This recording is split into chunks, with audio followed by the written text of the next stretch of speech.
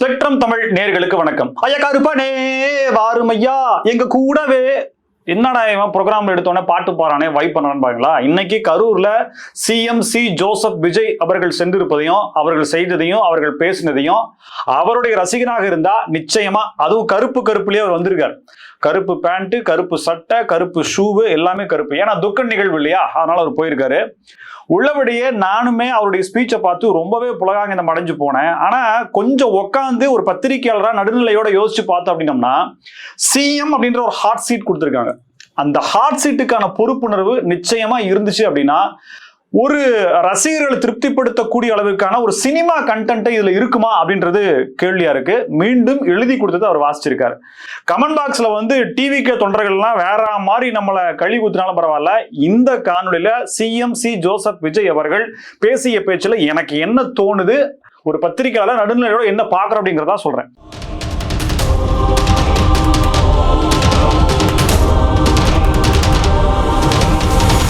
காவல்துறை உங்ககிட்ட இருக்கா, உளவுத்துறை உங்ககிட்ட இருக்கா, கரூர் விஷயத்துல என்ன நடந்தது அப்படின்றது வெளிப்படையா பட்டவர்த்தனமா சொல்ல முடியுமா முடியாதா?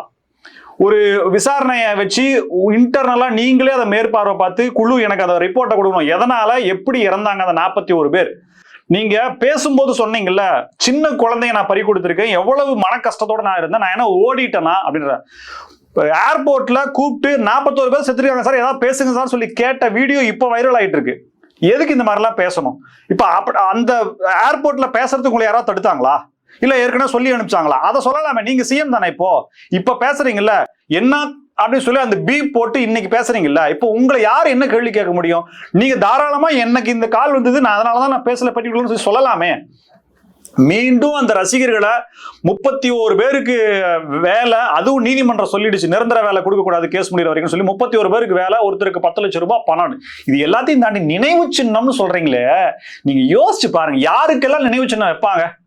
படிக்காத பாமரனுக்கு கூட தெரியும், ஒரு மிகப்பெரிய அளப்பரிய நாட்டுக்காக தியாகம் செஞ்சவங்களுக்கு நினைவு சின்னம் அப்படிங்கிறதும், அந்த நினைவு சின்னத்துல அவங்க பேரை படிச்சு இந்த காரியத்துக்காக அவங்க பண்ணாங்கன்றத படிச்சோம்னா நமக்கு அப்படியே அந்த நாட்டுப்பற்று வரணுங்கிறதுக்காகவும் வந்தாங்க. இல்ல ஒரு பெரிய டிசாஸ்டர் நடந்துருச்சு, ஒரு பேரிழப்பு ஏற்பட்டுருச்சு, ஒரு விபத்து ஏற்பட்டுருச்சு, இனிமே இது மாதிரி ஏற்படக்கூடாது அப்படின்னா அதுக்கு ஒரு மைண்ட்ல நிக்கிற மாதிரி வச்சு நம்ம பண்ணலாம். இது என்ன நடந்தது, யாரு செஞ்சாங்க? உடனே செந்தில் பாலாஜி கிட்ட போயிடுச்சு. நான் வந்து எந்த இடத்துலயும் திமுக முட்டு கொடுக்குறேன், நீ 200 ரூபாய் ஊப்பின்னு போட்டீங்கன்னா அது சரியில்லை, நான் அந்த மாதிரி சொல்லவே கிடையாது. செந்தில் பாலாஜி அவர்கள் தான் குற்றவாளி, தயவு செய்து நீங்க சொல்லுங்களேன், அதுக்கான ஆதாரத்தை சொல்லுங்களேன். இப்ப பத்திரிகையாளர்கள் எங்களுக்கு என்னமே தெரியாது, நீங்க தான் சொல்லணும். சிஎம்ங்க நீங்க ஒரு விசாரணையை போட்டு நீங்க பண்ணிட்டு இதுதான் நடந்தது உண்மை சொல்லி உங்களுக்கு சொல்ல முடியாதா? ஏன்னா பெரம்பலூர்ல இருந்து வந்தோம் அப்ப சொன்னாங்க, நாமக்கல்ல இருந்து வந்தா அப்ப சொல்லல அப்படின்னா அதை சொல்ல வேண்டியதானே, ரிப்போர்ட்டா கொடுக்க வேண்டியதானே. விசாரணை போயிட்டு இருக்கு, சிபிஐ விசாரணைன்னு சொல்றீங்கல்ல, ஒரு இந்த விஷயங்கள்லாம் அதுல சொல்லுங்களேன். முதல்ல இது பேசியிருக்கலாமா அப்படின்ற விஷயம் தான் இங்க வருது. என்னமோ தான் பக்கம் சுத்தமா தவறே இல்லாதது போலவும் டேவிட்சன் தேவாசீர்வாதம் கொடுத்த பேட்டி இன்னைக்கு ட்ரெண்டிங்ல இருக்கு. எக்ஸ் வலைதளத்துல இன்னைக்கு ட்ரெண்டிங்ல இருக்கிறது ஃபர்ஸ்ட் வந்து ஹைகோர்ட்ல நிறைய விஷயங்கள் நடந்தது. அதுல முக்தாரும் சூர்யா சிவாவும் மேலும் வழக்குகள் போட்டது அப்படின்றதும் அது ட்ரெண்டிங்ல இருக்கு. இன்னும் சில விஷயங்கள் சேர்த்து மெட்ராஸ் ஹைகோர்ட் அப்படின்றது ட்ரெண்டிங்ல இருக்கு. அதுக்கு அடுத்ததா டிவிக்கே தான் ட்ரெண்டிங்ல இருக்கு. ஸோ இப்போ இந்த அளவு பேசி எத்தனை நாள் ஆச்சு? குறைஞ்சபட்சம் ஒரு 5 நாட்களுக்கு இதுதாப்பா ரீல்ஸா இருக்கும், இதுதாப்பா இணையதளங்கள் பூரா ஆக்கிரமிக்கும் நினைச்சா அண்ணாமலை ஒரு பக்கம் இன்னொரு பிரச்சனையை கிளப்பி விட்டுருக்காரு. நீதிமன்றம் ஒரு பக்கம் 5 சட்டமன்ற தொகுதிகளுக்கான தேர்தலை நிறுத்தி வச்சிருக்கு, தடை போட்டிருக்கு. எவ்வளவு விஷயங்கள் வந்திருக்கு பாருங்க. சோ இன்னைக்கு சிஎம்சி ஜோசப் விஜய் அவர்கள் கரூர் சென்றது புஸ்ஸு விசில் சத்தம் வெளியில கேட்கல அப்படிங்கறதா உண்மையா இருக்கு. சிஎம் ஸ்பீச்ல ஒரு ரசிகனா தளபதி அவர்களை விரும்பக்கூடிய ஒரு நபரா பாத்தீங்கன்னா, ஆஹா வேற லெவல் பிளாஸ்ட் கிளாப் அடிச்சுட்டு விசில் அடிச்சுட்டு போயிட்டே இருக்கலாம். இந்த பெண்கள் சொன்னது, நீங்க பேசின எல்லாரையுமே பாருங்களேன், நீங்க நல்லா உத்து பாத்தீங்கன்னா அதுல ஒரு கோட் வேர்டு இருக்கு. அவங்க வந்த பெண்கள்ல எல்லார்ட்டையும் பாத்தீங்கன்னா ஒரு கோட் வேர்டு இருக்கு. ஒரு அம்மா காலையில இருந்து இணையதளங்கள்ல வந்துட்டு இருக்குது, நான் வளர்த்தேன் என் குழந்தைய, அந்த குழந்தை இப்ப இல்ல, என் புருஷனோட நான் இல்ல, என் புருஷனுக்கு கூப்பிட்டு வேலை கொடுக்குறான்னு சொல்லி அந்த அம்மா அழுகுது. இதெல்லாம் இணையதளங்கள்ல வந்திருக்கு. ஒரு கொடுக்குறீங்க அப்படின்னா தீர விசாரிச்சு அவங்களுக்கு கொடுக்கணுமா கொடுக்கூடாது. ரெண்டாவது, அரசு வேலைங்கிறது எதுக்கு அப்படின்ற கேள்வி வருது இல்லையா? உடனே இவங்க இதுக்கு போயிடறாங்க, கள்ளக்குறிச்சி போயிடுறாங்க, 10 லட்சம் ரூபாய் கொடுத்தீங்களே அப்படின்னு. ஆனா திமுக சரியில்லைன்னு உங்களை கொண்டு வந்தாங்க, நீங்களும் அதே பண்ணிட்டு திமுக செஞ்ச தப்புன்னு சொன்னா அது திமுக தப்புன்னு சொல்றது உங்களுக்கு என்ன தார்மீக உரிமை இருக்கு? நீங்க நியாயவாளியா, நீங்க யோகியவான்களா அப்படின்னு சொல்லி கேட்கிறவா? தூய சக்தி சொல்றீங்கல்ல. வழக்கறிஞர்கள் நியமனத்துல இன்னைக்கு எவ்வளவு பேர் ஆதாரப்பூர்வமா சொல்லிடுறாங்க. தாம்பரம் அமைச்சர் வரைக்கும் பேர் நீளுது. ஃபர்ஸ்ட் ஒரு லிஸ்ட் வெளியிடுறாங்க, மறுபடியும் இன்னொரு லிஸ்ட் வெளியிடுறாங்க. இதெல்லாம் என்ன இது? நல்லது செஞ்சா பாராட்ட போறோம், விமர்சனங்கள் வந்து நீங்க கண்டிப்பா அதை சொல்லி ஏத்துக்கிட்டு தானே ஆகணும். அமைச்சர் கீர்த்தனா மேலையும் வருது. அவங்க கல்வித்துறைக்கும் அவங்களுக்கும் என்னங்க சம்பந்தம்? அவங்க எங்க போய் பாக்குறாரு? லாரி டயரை போய் ஒருத்தர் ஆய்வு பண்றாரு, பேசுறாரு. இதெல்லாம் கெட்ட பேர் இல்லையா? இதெல்லாம் அமைச்சர்கள் இவ்வளவு பண்றாங்களா இல்லையா? அமைச்சரவை மாற்றம் இத்தனை பேர் மாற்றப்படுறாங்கன்ற செய்தி தான் வருது. ஆனா அதுக்கான நடவடிக்கை எதுவும் எடுத்த மாதிரி தெரியல. இவ்வளவு குற்றச்சாட்டுகள் வருது. டெண்டர் அரை மணி நேரத்துல க்ளோஸ் பண்றீங்க, ஒரு மணி நேரத்துல க்ளோஸ் பண்றீங்கன்னு வருது. 55 நாள் தான் ஆகுது. நல்லா யோசிங்க. 5 வருஷம் இல்ல, 55 நாள்ல இவ்வளவு குற்றச்சாட்டு வருது. இன்னும் 5 வருஷம் எங்க கிடக்குது? இவங்களை வச்சு நீங்க என்ன பண்ண போறீங்க? உள்ளாட்சி தேர்தல் வரப்போகுது, என்ன பண்ண போறீங்கன்ற கேள்வி வருதா இல்லையா? திமுக வந்து தீய சக்தின்னு சொல்ற நீங்க தூய சக்தியான்ற கேள்வி ஏன் வைக்க கூடாது?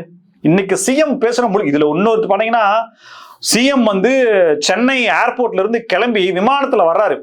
அந்த விமானத்தை ஜிபிஎஸ் வச்சாங்களா, அதுக்கு ஒரு ஆப் என்னமோ போட்டுட்டு அந்த விமானம் வர்றத நம்ம ரோட் மேப்ல போவோம் பாத்தீங்களா, அந்த மாதிரி போட்டு அவங்க அப்படியே காட்டுறாங்க. அப்படியே இந்த அளவுக்கு சப்போர்ட் இருக்கு. சில நாட்களுக்கு முன்னாடி எக்ஸ் வலைதளத்துல அந்த சேனலுக்கும் சிஎம் விஜய்க்கும் என்ன தொடர்பு, என்ன சம்பந்தம், என்ன உறவுமுறை வருகிறது அப்படின்ற விஷயத்தை போட்டுருந்தாங்க. சோ எல்லாரும் மறைமுகமா சில வேலைகளை பார்க்கிறாங்க. திமுக இதைத்தான் செஞ்சது. ஊடகங்களை கைக்குள்ள போட்டுக்கிட்டு எந்த விஷயமும் வெளியில வராம, உண்மையே வெளியில வராம வேற மாதிரி பார்த்தாங்க. சில விஷயங்கள் நல்லது நடக்குது. லஞ்சம் கேட்டா கொடுக்காதீங்க அப்படின்னு சொல்லி நீங்க சொல்றீங்க. அதுக்கான ஏற்பாடுகள் அரசு அலுவலகங்கள்ல இருக்குதா? இன்னைக்கு காலையில 11 மணிக்கு தான் வந்து ஒருத்தர் ஆபீசர் வர்றாரு. புளியரை செக் போஸ்ட்ல எந்த மாதிரி நடந்தது, 200 ரூபாய்க்கு லட்சக்கணக்கான கனிம வளங்களை வச்சிருக்கக்கூடிய லாரிக்கு அப்ரூவல் வாங்கிட்டு போறாங்க. நீங்க வீடியோ எடுத்தாலும் எடுக்க முடியலன்னு சொல்லிட்டு கேரளாவில் இருக்கக்கூடிய மாத்ருபூமின்ற ஊடகம் வீடியோவோட பக்காவா வெளியிட்டாங்க. நானே பேசியிருந்தேன். இப்ப இதுக்கு ஏதாவது இருக்கு? இப்ப வந்து புளியரை செக் போஸ்ட்ல இப்போ லஞ்சம் இல்லை சொல்ல முடியுமா? லாரிகள் லஞ்சம் கொடுக்காம கரெக்டான சீட்டை வாங்கிட்டு தான் அவங்க போறாங்க. சட்டப்படிதான் கனிம வளங்கள் கேரளாக்கு போகுது. சொல்ல முடியுமா? சொல்ல முடியுமான்னு இருந்தா சொல்ல வேண்டியதானே. கனிம வளங்கள் கொள்ளை நின்றுச்சா அப்படின்ற கேள்வி வருதா இல்லையா? மிகுந்த எதிர்பார்ப்போடு தாவேக்காவை ஆட்சி கட்டில் அமர்த்தி இருக்காங்க. 2 கழகங்களும் மேல் இருக்கக்கூடிய கோபத்தின் காரணமாகவும் சிஎம் விஜய் அவர்கள் மேல இருக்கக்கூடிய நம்பிக்கையின் காரணமாகவும் அவரை உட்கார வச்சிருக்காங்க. அவர் நல்லது நினைக்கிறார், அப்படியே எடுத்துக்குவோம். அவருக்கு பணம் தேவையில்லை, அவருக்கு ஸ்வீட் பாக்ஸ் தேவைகளை எதுவுமே தேவையில்லை. ஆனால் அமைச்சர்கள், சட்டமன்ற உறுப்பினர்கள், பொறுப்புகளில் இருக்கக்கூடிய தாவேக்கா நிர்வாகிகள் அப்படி இருக்கிறார்களா அப்படின்ற கேள்வியை ஏன் வைக்கக்கூடாது? இப்பவே குற்றச்சாட்டுகள் வந்துருச்சு. 55 நாள்ல இப்பவே குற்றச்சாட்டு வந்துச்சு. செய்தி சேகரிக்க அந்த கரூர் சம்பவத்துக்கு பிரஸ் ரிப்போர்ட்டர்ஸ்க்கு அனுமதி கொடுக்குறாங்க. கார்டு செக் பண்ணி அவங்களையும் கேமரா முதற்கொண்டு எக்யூப்மெண்ட்ஸை செக் பண்ணி தான் போடுறாங்க. அவங்க போய் கேமரா இடத்தை பார்த்து போடுறாங்க. போட்டதுக்கு அப்புறம் அவங்களை நீங்களா செய்தி சேகரிக்கணும்னு சொல்லி வெளியில அனுப்புறீங்களே, இதெல்லாம் எப்படி, என்ன மாதிரியான ஒரு மனநிலை இது? இல்ல நீங்க அவுட் கொடுக்குறீங்க அப்படின்னா ஏன் அவங்கள உள்ள அனுமதிச்சிருக்கீங்க? அவங்களுக்கு ஏன் பாஸ் கொடுக்கும்போது உங்களுக்கு தெரியாதா? இத்தனை பேர் செய்தி சேனல் வரப்போகுது, இவ்வளவு நபர்கள் வரப்போறாங்கன்ற செய்தி உங்களுக்கு தெரியாதா? கேமரா போட்டு அவங்க லைவ் கொடுத்ததுக்கு அப்புறம் தான் நீங்க அவங்க வெளியில அனுப்புவீங்களா? இது நெகட்டிவா இல்லையா? அமைச்சர் அங்க வர்றாரு, புசி ஆனந்த் அங்க வர்றாரு, அவர்கிட்ட சொல்றாங்க, அவருக்கு என்னன்னே புரியல. சரி ஓகே, அவர் பிரச்சனையை சால்வ் பண்றாரு. பிரச்சனையை வந்து அதாவது தாவேக்காவுடைய அமைச்சர் இதைத்தான் சொன்னார்ன்றது தெரியணுங்கிறதுக்காக அவர் எதுவும் யாரும் பேசல, நான் ஐஜி கிட்ட பேச சொல்லிட்டு போனாரு. அதுக்கப்புறம் அவர் எங்க போனாருன்னே தெரியல. சரி, நீங்க அவுட் கொடுக்குறீங்க, வெளியில வருது அப்படிங்கறத தாண்டி நீங்க ஏன் இதை செலவு பண்ணிட்டு இங்கிருந்து லைவ் பேக் எடுத்துட்டு அவங்க ஏன் போகணும்? ரெண்டாவது பல விஷயங்கள் சேட்டலைட் சேனல்ஸ் எல்லாம் வந்து அங்க வர வேண்டிய அவசியம் என்ன இருக்கு? நாங்க லைவ் தரோம், நீங்க வாங்கிங்க, அவுட் அங்க கிடைக்கும் வாங்கிங்கன்னா முடிஞ்சு போச்சா? வந்து போட்டு அங்கிருந்து போக சொல்றீங்கன்னா இதை அவமானப்படுத்துறதா இல்லையா? இது பேசுறதுக்கு ஒரு வாய்ப்பா இருக்கா இல்லையா? இதெல்லாம் ஏன் நீங்க கிரியேட் பண்ணணும்? பல கேள்விகள் வருது. சிஎம் விஜய் அவர்கள் இன்னைக்கு பேசின பேச்சு தான் இன்னும் தொடர்ந்து சில நாட்களுக்கு பேசுபொருளா இருக்கும் நினைச்ச நிலையில வீதி லீடர்ஸ் அமைப்பினுடைய நிறுவனர் முன்னாள் பாஜக தலைவர் அண்ணாமலை வேற லெவல்ல டீடைல் ரிப்போர்ட் ஒன்று கொடுத்திருக்காரு. சும்மா போற போக்குல வந்து குற்றச்சாட்டுல மாதிரி அவரெல்லாம் சொல்லல. பொதுவாகவே அவர் பேசினா எப்படி பேசுவார் அப்படிங்கிறது உங்களுக்கு தெரிஞ்சிருக்கும். இன்னைக்கு பள்ளிக்கூடங்கள், கல்வி நிறுவனங்கள் மற்றும் அதாவது வழிபாட்டு தலங்கள் இருக்க, பொது பஸ் ஸ்டாண்டு, அதாவது பேருந்து நிறுத்தங்கள், இதற்கு அருகாமையில் இருக்கக்கூடிய 717 மதுக்கடைகளை மூடிட்டோம் அப்படின்னு சொல்லி தமிழக அரசு சொல்லுது. தகவல் அறியும் உரிமைகளை கேட்கும் போது இல்ல அது பரிசீலனையில் இருக்கு, அது வரலன்ற மாதிரி தகவல் வந்ததாக எக்ஸ் வலைதளத்துல பதிவு இருக்கு, நீங்க போய் பாருங்க. இதுக்கு இடையில இன்னைக்கு சூப்பரான ஒரு டீடைல்டு வீடியோ ஒன்று எக்ஸ் வலைதளத்தில் அண்ணாமலை அவர்கள் போட்டிருக்கார். என்ன அப்படின்னா, சென்னையில மட்டும் எந்தெந்த இந்த வழிபாட்டு தலங்கள், கல்வி நிலையங்கள் மற்றும் பஸ் ஸ்டாண்ட் பக்கத்துல மதுக்கடைகள் எவ்வளவு தூரத்துல இருக்கு கூகுள் மேப்ல போட்டு அதுல அண்டர் சின்ன பையனு கூட பார்த்தா புரிஞ்சிடும் அந்த கடை இருக்கிற இடம், அதுக்கு பக்கத்துல இருக்கிற மதுபான கடையினுடைய இருக்கிற தூரம், அதுக்கு பக்கத்தில் இருக்கக்கூடிய பள்ளியினுடைய பேர் எல்லாம் ஸ்கிரீன்ஷாட் வீடியோவா எடுத்து பக்காவா போட்டிருக்காரு.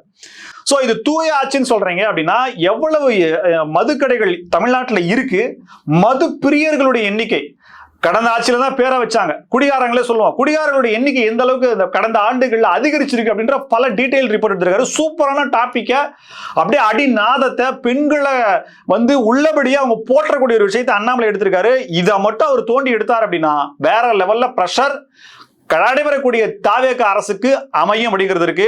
முழுக்க முழுக்க ரசிகர்களை திருப்திப்படுத்தக்கூடிய கண்டென்ட்டை கொடுத்துக்கிட்டு ரீல்ஸை போட்டுக்கிட்டே இருந்தோம் அப்படின்னம்னா, இல்ல 6 மாசம் பேசுறவங்க 6 மாசத்துக்கு அப்புறம் இப்ப முட்டு கொடுக்குறவங்கள கூட 6 மாசத்துக்கு அப்புறம் கேட்க ஆரம்பிச்சிருவாங்க. அப்ப பதில் சொல்றதுக்கு உங்களுக்கு பதில் வேணும். எல்லா அமைச்சர்களும் எல்லா துறைகளையும் துறைகளை பார்க்கிறார்களா? முதலீடுகள் வருகிறதா? கல்வித்துறை செயல்படுகிறதா? சரியாக செயல்படுகிறதா? முட்டையை போய் ஆய்வு பண்ணு சொல்லி ஒரு தனியார் டிவி சேனல் நிருபர் போய் ஆய்வு பண்றாரு. அவங்க அதுக்கு ஒத்துக்க மாட்டேங்கிறாங்க. கடைசியில் அந்த உண்மை வெளியே வந்து எந்த அளவுக்கு புறையோடு போயிருக்குதுன்றது மக்களுக்கு தெரியும். ஆனா அதை சரி பண்றதுக்கான வேலைகளை அரசு எடுக்குதா அப்படின்றதா இருக்கு.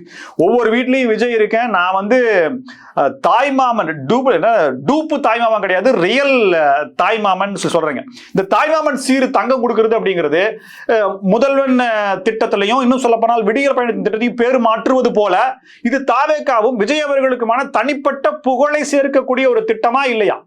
இப்போ பிறக்கக்கூடிய அந்த குழந்தைகளுக்கு தங்க மோதிரம் அப்படிங்கிறது எந்த வகையில சரியானதா இருக்கும் என்ற கேள்வியை முன் வச்சாங்க அப்படின்னா, அதுக்கு என்ன முட்டு கொடுக்க போறீங்க நீங்க? அம்மா உணவகத்தை சரி பண்ணிட்டு அதிமுகவை அழிக்கக்கூடிய வேலைகளே பார்த்துட்டு இருந்தீங்க அப்படின்னா, எப்ப தாவேகாவினுடைய விமர்சனத்துக்கு பதில் சொல்ல போறீங்கன்ற பல கேள்விகள் இருக்கு. இது எல்லாத்துக்கும் மேல நடைபெற்றுக் கொண்டிருக்கக்கூடிய தாவேக அரசு திருத்திக் கொள்வதற்கும் தவறுகளை சரி செய்து கொள்வதற்கும் குற்றச்சாட்டை ஒரு நாசுக்கான முறையில நீதிபதி ஆனந்த் வெங்கடேஷ் அவர்கள் குறிப்பிட்டிருக்காங்க. 2016 இருந்து 2021 வரைக்கும் நடைபெற்ற அதிமுக ஆட்சியில எஸ்பி வேலுமணி செய்த ஊழல்கள் சம்பந்தமாக ஒரு வழக்கு அதுக்கப்புறம் வந்த அரசினால, திமுக அரசினால பதியப்படுது. அந்த வழக்குல அவரை இருந்து தப்பிப்பதற்காகவும் இல்ல அந்த சாட்சியங்களை நீர்த்து போக செய்வதற்காகவும் 2 IAS அதிகாரிகள் துணை புரிந்தார்கள்னு அவங்க மேல வழக்கு தொடர்வதற்கான ஒரு அனுமதியை கேட்கிறாங்க. இந்த அனுமதியை மத்திய அரசு இன்னும் கொடுக்கலன்றாங்க. இது சம்பந்தமா இன்னைக்கு இந்த வழக்கு ஆனந்த் வெங்கடேஷ் ஐயா முன்னாடி விசாரணைக்கு போது, மேடைக்கு மேட ஊழலை ஒழிப்போம், தூய சக்தின்ற வார்த்தை பயன்படுத்தல, மேடைக்கு மேட ஊழலை ஒழிப்போம், நாங்க தான் மாற்று சக்தின்ற மாதிரியான சொல்லிக்கிட்டு வர்றவங்க எல்லாருமே அதுக்கான செயல்பாட்டை செயல்ல காட்டுறது இல்ல, எந்த அரசுகளுமே காட்டுறதுன்னு சொல்லிட்டு இப்போ 2026 அரசு வந்துச்சா, இந்த அரசு வந்ததுல இருந்து இந்த அனுமதியை பெறுவதற்கான முனைப்பை என்ன காட்டுச்சு அப்படின்ற கேள்வியை அவர் கேட்டிருக்காரு. மத்திய அரசினுடைய பதில் வரல அப்படின்னா மாநில அரசினுடைய நிலை என்ன, அவங்க பதில தாக்கல் பண்ணுங்கன்னு சொல்லி அவர் ஒரு கேள்வி கேட்டிருக்காரு. நீங்க சொல்றீங்கல்ல தூய சக்தியாரு ஊழல் பண்ண விட மாட்டேன், யாருமே லஞ்சம் கொடுக்க மாட்டேன்னு. சி விஜயபாஸ்கர், MR விஜயபாஸ்கர் மற்றவர்கள் மேல வழக்கு இருக்கா இல்லையா? இப்ப அவங்க மேல இருக்கிற வழக்குகளுக்கு ஏதாவது தீர்ப்பு வந்தாலோ அதற்கு தாவேகா பொறுப்பே இருக்குமா, பொறுப்பே இருக்காதா? வாஷிங் மிஷின் வச்சிருக்க சோஃபா மாடல் அப்படின்னு சொல்லி கிண்டல் பண்றாங்கன்னு சொல்லி அதுக்கு ஒரு பஞ்ச் டயலாக் பேசினா சொல்றதுல என்ன தப்பு இருக்கு, சொல்றதுல நியாயம் இருக்கு சொல்றாங்க. அதுக்கான பதில நீங்க சொல்லணும் இல்ல. இன்னைக்கு கரூருக்கு முதலமைச்சர் சி ஜோசப் விஜய் அவர்கள் வரும்போது சி விஜயபாஸ்கர் எப்படியான உடல் மொழியில் அவரை வரவேற்றார், அவர் என்ன கலர் டிரெஸ் அணிஞ்சிருந்தார், அதே khaki pant white colour dress. MR Vijayabaskar தான் இந்த கூட்டத்துக்கான மொத்த ஏற்பாடையும் செய்யறாரு. சில நாட்களுக்கு முன்னாடி அமைச்சர் ஆனந்த் அவர்கள் அங்க சென்றிருக்கும் போது அவருக்கு MR விஜயபாஸ்கர் ரிப்போர்ட் பண்றாரு. இன்னைக்கு அந்த வாகனத்தின் மேல் நின்று கொண்டு வெள்ளி வாழ முதலமைச்சர் விஜய் அவர்களுக்கு அவர் வழங்குறார்.